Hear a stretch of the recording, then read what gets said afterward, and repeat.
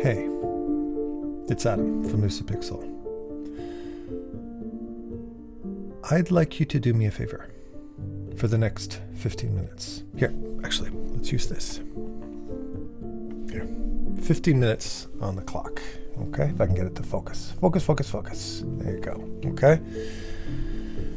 I'd like you to find a quiet place with your cats or your dogs or your chameleons or your birds. I want you to find a nice quiet place, close yourself off, put some headphones on, and I want you to deeply focus and think about the next question that I'm going to ask you.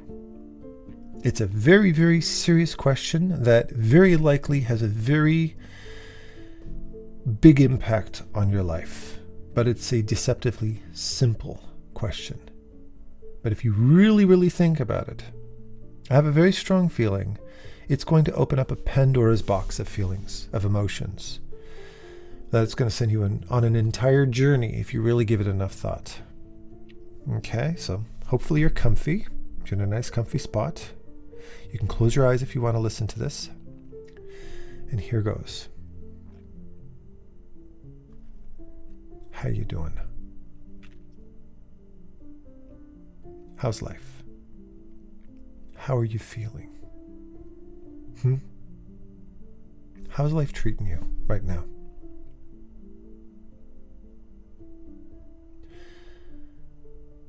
Why am I asking that question? Well, because, for starters, I don't think in today's climate we give ourselves a chance to really, really reflect on how we're feeling. There's too much going on. There's too many distractions. There's too many things catching our attention. That one of the things that we are not doing nearly enough is just sitting down and actually analyzing our life, analyzing our feelings. Not analyzing our feelings according to Dr. Ramani or Dr. Mike. I don't mean in that sense. I mean analyzing our life according to what we think, what we feel. What do you think? What are you feeling? How is life treating you right now? Why am I asking you that question? Because I have 3 kids. I'm not just an art YouTuber and an art teacher. I'm a dad. More specifically, I'm an art dad. Not just your art dad. I'm an art dad to 3 art kids. 3 children who are incredibly artistically gifted. One who's already a professional illustrator. Another one well on his way to being a professional illustrator. And a third that excels at every artistic endeavor she puts herself to. You'd think that my default state would be, go for it, follow your dreams. I did. But it's not that simple. Because I have a responsibility not just to support my kids' pursuits, but also to offer them a realistic perspective on life, the good and the bad, to be objective about the decisions that they make in their life.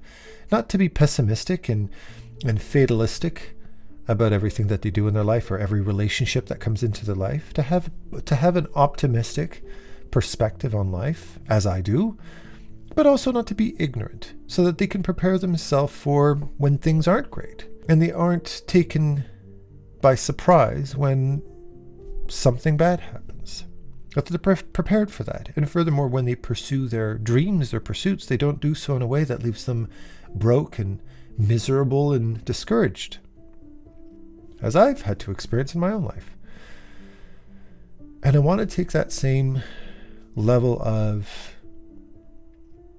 responsibility that I have with them, with you. I'm not your father. I'm not your parent. But I want to offer you that time to reflect. I want to offer you that conversation with yourself. You can write it in the comments below. You can journal it in private. You can write it with a pen on your keyboard. You can make a voice note, or you can just sit there and meditate over this question. Why am I bringing this up in the first place? Why is this so important to reflect on? Well, because I'm sure you can agree with me that today, in the time that I'm recording this in 2026, April 2026, if you look at the world politically, technically, professionally, socially, personally, it can be very easy to feel like artists in particular, the world in general, but artists in particular, are in a more concerning place than they've been through the course of history, of human history, with the state of politics, with the state of professionalism, and how one of my students had told me, was sharing with me the other day, something very, very true, that the kind of during COVID, during the pandemic, they overemployed and now there's a shortage of work. And then on top of that, you slap AI and AI generated imagery that feels like it's stealing all of our jobs for the first time. We feel like our skill is being ripped away from us, right in front of us. To the state of the economy and homes and all of this stuff, that it can be extremely easy to just say, why bother? What's the point? Why bother? Why bother do anything? I mean, where the hell is humanity going to be in the next 10, 15 years? And then you slap on that, probably one of the most discouraging things in the world that I've ever had to witness firsthand, is how, politically speaking, socially speaking, how all of that horrible corruption is just right out there displaying itself for everybody to see. Unapologetically grandiose, malignant narcissism happening right in front of our face. And they're just getting away with it. And it makes you think, like, where the hell is justice? Where is ethics? It doesn't exist.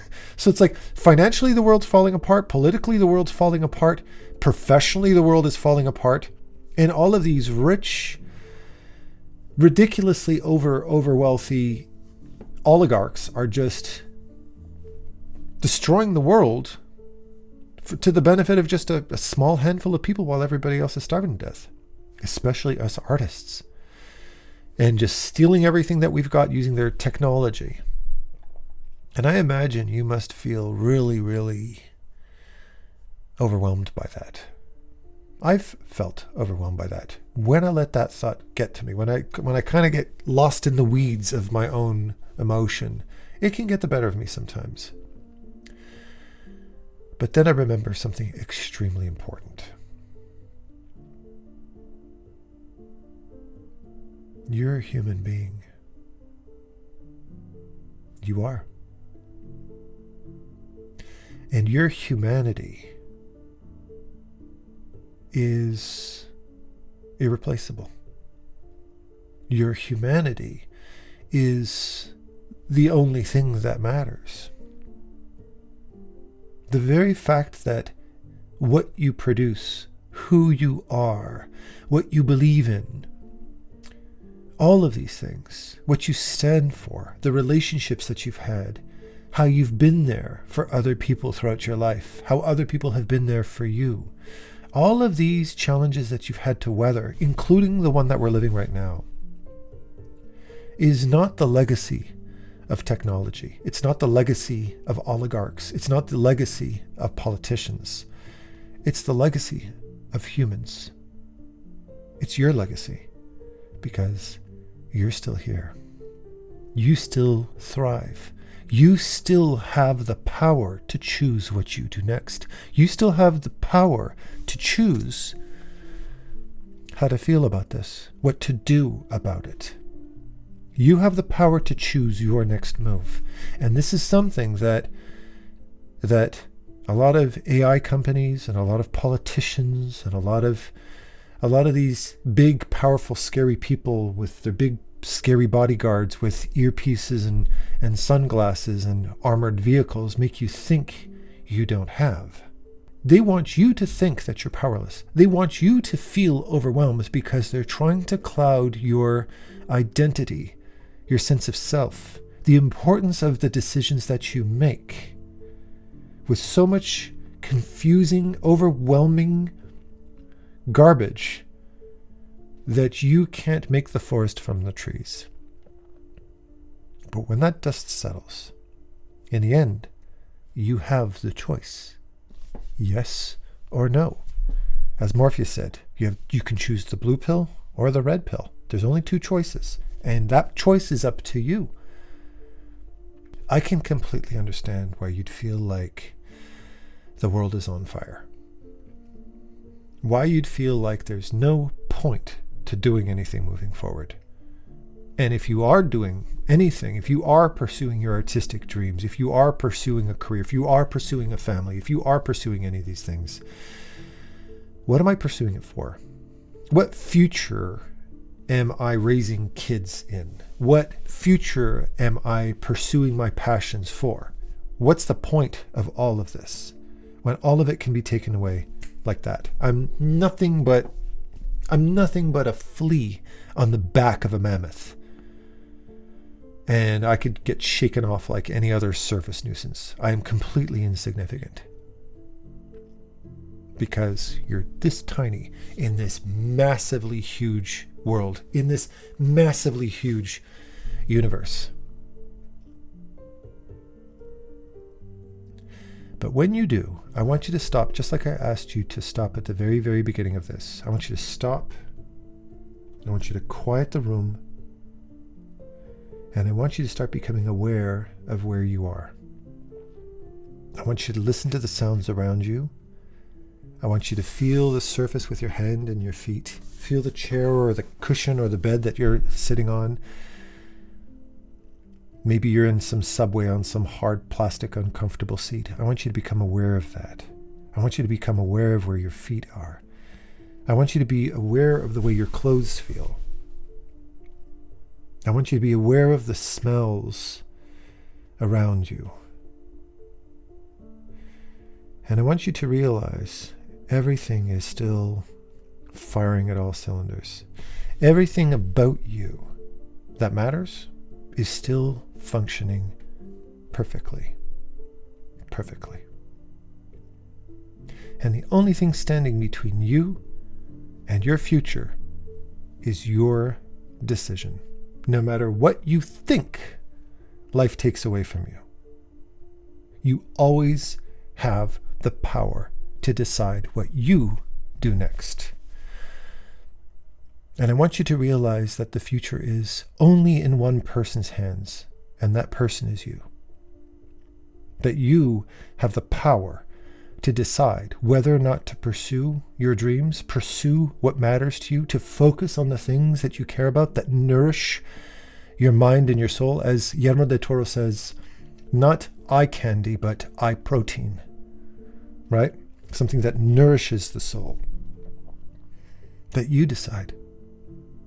There's a reason why you're so attracted to passionate people like Guillermo del Toro, like Steven Spielberg, like all of these people that inspire you.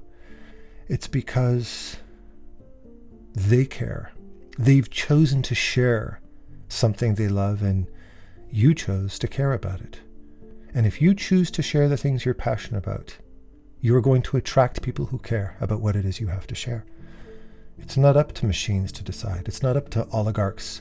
There's no dollar bill that's ever going to listen to you and give a shit about the way you feel. But other people will. I do. All of your friends do. Your family does. And if you're not around anybody that listens and cares, then you need to find people who do. Because there's nothing more important to a human than other people. There's nothing more important to your life, to your health, than to be able to share, even with one other person, something you care about. Somebody who gives a shit. There's a reason why we're all a part of an art community. That there's all these creators, there's all these artists out there. There's a reason for that. Because it deeply matters that we all care about the same thing, that we can share in this passion that we decided for ourselves to pursue. It could have been anything, but you decided to be right here, right now, listening to me. That's because you are my kindred spirit. I get you. You get me. We all get each other. We all do. That's not a mistake. Because artists, first and foremost, value one thing over everything else: humanity. And that's something that nobody can take away from you.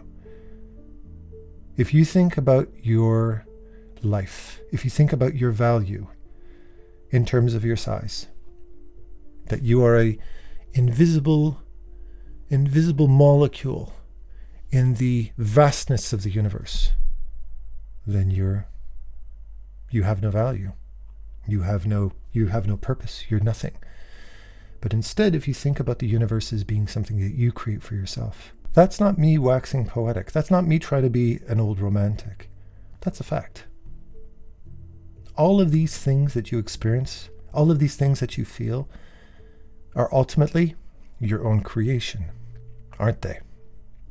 The way you feel, the way you see, the way you vocalize your feelings, the way you share, the good and bad things that you do, everything, your perspective of this entire universe, it's all up here.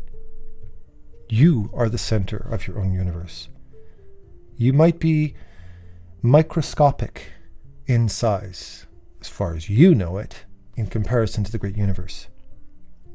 But because you own it all up here, you are your own universe. And as long as you cherish that and express your value and your passion to others through that lens, then you, my dear artist, have absolutely nothing to worry about. And the only tragedy that I could ever imagine happen is that you forget that. And that whatever fear and insecurity you have stops you from being the greatest version of yourself. And with that said, I love you all with all my heart, and happy painting. Take care.